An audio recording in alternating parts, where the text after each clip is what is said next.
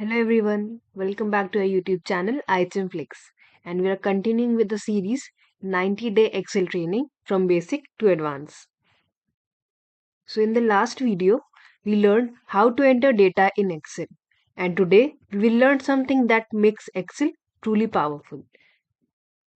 That is by using cell referencing. Now in Excel, cell referencing means giving direction to Excel. यानी कि Excel को बताना कि आपको किस सेल से डेटा उठाना है और उसका किस तरह से इस्तेमाल करना है। मतलब बिल्कुल वैसे ही एक्सेल को डायरेक्शंस देना जैसे गूगल मैप्स को एड्रेस देना। Now you must be thinking why cell referencing is important in Excel. Imagine करिए आप एक होटल में रिसेप्शन पे काम कर रहे हैं। आपको रोज 10 से 20 गेस्ट के बिल्स कैलकुलेट करने होते हैं। अगर हर बिल आप मैन्युअली कैलकुलेट करेंगे तो आपका बहुत सारा टाइम लगेगा और मिस्टेक्स भी हो सकते हैं। एक्सेल यहाँ कहता है कि आप एक बार फॉर्मूला उसे बता दीजिए, यानी we will just dictate him how to use the mathematical formula, जो भी हो सकता है। बाकी कैलकुलेशंस वो अपने आप कर लेगा। Now how we can do that by using cell referencing. Now let's move forward to what are the different types of cell referencing. So now talking about the different types of cell referencing, there are popularly three types. That is, first is relative cell referencing, second absolute cell referencing, and third is mixed cell referencing. तो relative cell referencing का मतलब होता है जो formulas move होने पर automatically change हो जाए उन्हें हम रिलेटिव सेल रेफरेंसिंग कहते हैं। Like for example, let's create a sample data.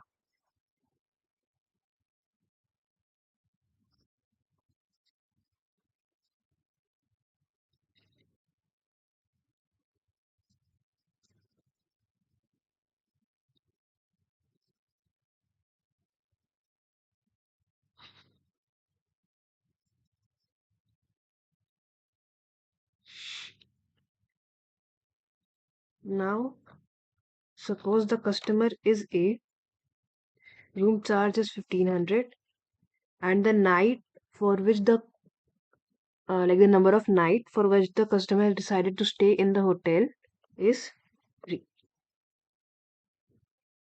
And now we need to tell the customer how much cost or like the charge he or she needs to pay.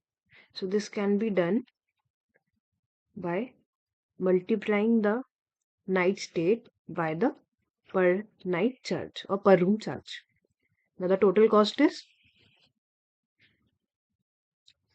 4,500 rupees. This data is not looking very, tidy. Let's make it a bit professional. So what we'll do, we'll make border around this and we'll make it look like a table so that it's easy to understand and bifurcate the details.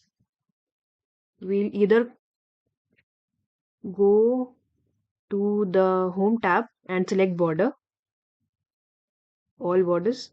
In this way, a table is created in the selected data or the area.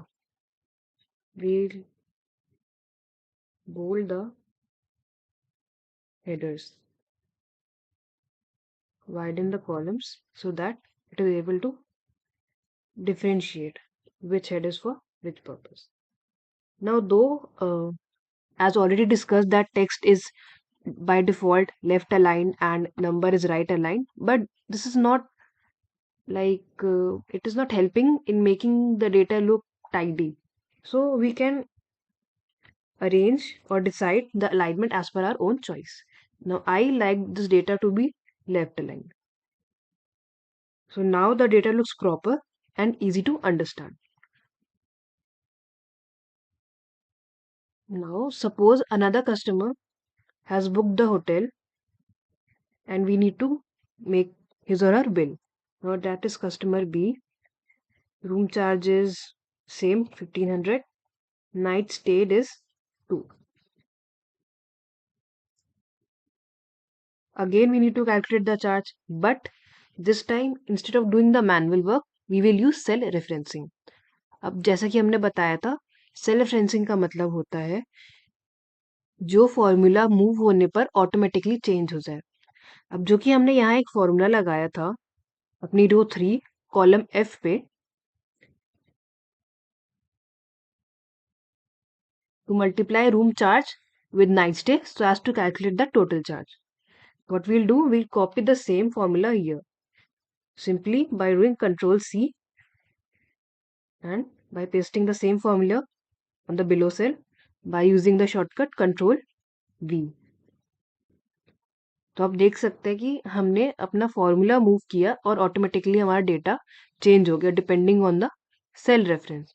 हमने Excel को बताया कि आपको ये दोनों references लेने हैं और यहाँ पे कैलकुलेट करना है।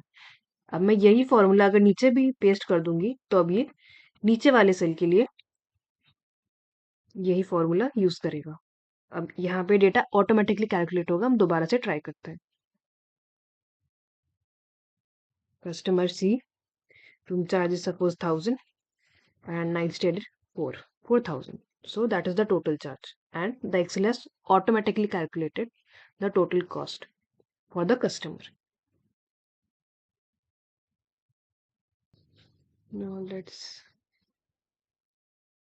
Now we will discuss about absolute cell referencing.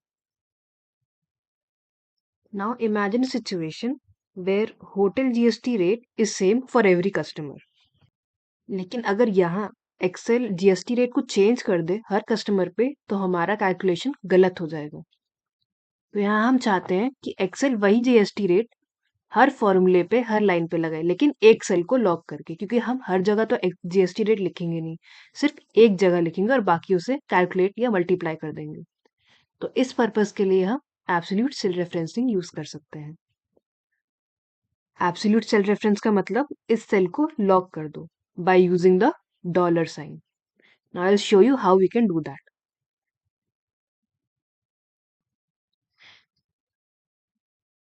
Now suppose the tentative GST rate is 5%.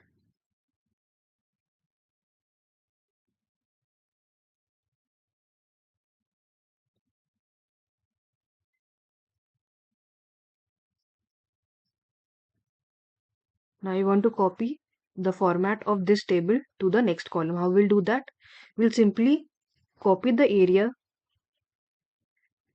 click shift right, and we'll use a shortcut to paste the format of column F to column G by doing Ctrl Alt V.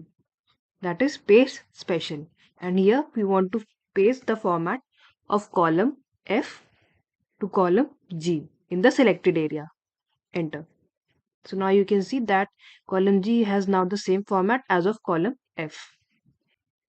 So now here, if I want to calculate GST amount, what will I do? I will simply take the total charge and multiply it with the GST rate. So this is cell referencing. अब मैं चाहती हूँ कि यही rate से सारे amount पे हमारा चार्ज कैलकुलेट हो, लेकिन अगर मैं यही फॉर्मूला नीचे कॉपी करूँ या ड्रैग करूँ तो मेरा डेटा गलत आ रहा है, जीरो वैल्यू। क्यों? क्योंकि ये मेरा डेटा जो है, फॉर्मूला जो है, सेल के साथ साथ मूव कर रहा है, ये चेंज हो रहा है। जैसे अब पहले देखेंगे तो F13 is the charge and D10 is the rate. However in the next cell मेरे फॉर्मूला को ड्रैग करने की वजह से सेल भी नीचे ड्रैग हो गया है, जो उसे कैलकुलेट करना चाहिए। यानी चार्ज का अमाउंट नीचे शिफ्ट हुआ तो जीएसटी रेट का भी नीचे शिफ्ट हो गया। बट मैं ये नहीं चाहती, मैं चाहती हूँ कि मेरा चार्ज तो शिफ्ट हो लेकिन जीएसटी रेट ना हो शिफ्ट, ये यहीं लॉक हो जाए।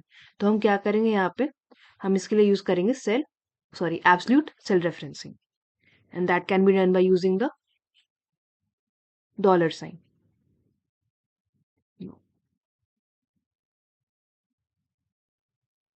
तो अब आप मेरी इस वाली सेल पे फोकस करिएगा, जीएसटी अमाउंट के नीचे वाली। अब मैं चाहती हूँ कि जो मेरा जीएसटी यानी जो रेड से हाईलाइटेड सेल है वो लॉक हो जाए। तो मैं क्या करूँगी, मैं अपना यहाँ पे डेटा सेलेक्ट करूँगी D10 and I will use FN F4। तो अब यहाँ पे डॉलर साइंस आ गए, इसका मतलब मेरा D row and D column and 10th row is now locked at the cell intersection. Enter. अब अगर मैं यही फॉर्मूला नीचे ड्रैग करूंगी तो मेरा डेटा मतलब मेरे चार्ज तो शिफ्ट होएगा, लेकिन मेरा जीएसटी रेट जो है वो शिफ्ट नहीं होगा। क्यों? क्योंकि मैंने उसे लॉक कर दिया है। अब मैं आपको शो करती हूँ कैसे। आपको यहाँ मेरा फॉर्मूला नजर आ रहा है, मैं इसको नीचे सीधे से कॉपी पेस्ट कर दूंगी। ये देखिए, अभी मेरा यहाँ पे डॉलर साइन यूज करने की वजह से जीएसटी रेट लॉक है और मेरा चार्ज खाली चेंज हो रहा है। इसे कहते हैं हम absolute cell referencing. Now we will discuss our last topic, that is mixed cell referencing. Mixed cell referencing combination होता है रिलेटिव और एब्सोल्यूट सेल रेफरेंसिंग का। यानी इसमें या तो हम रो या फिर हम कॉलम को लॉक करते हैं, या दोनों को भी हम लॉक कर सकते हैं डिपेंडिंग आर नीड। कोई ऐसा स्पेसिफिकेशन नहीं होता है। Now for example of mix cell referencing,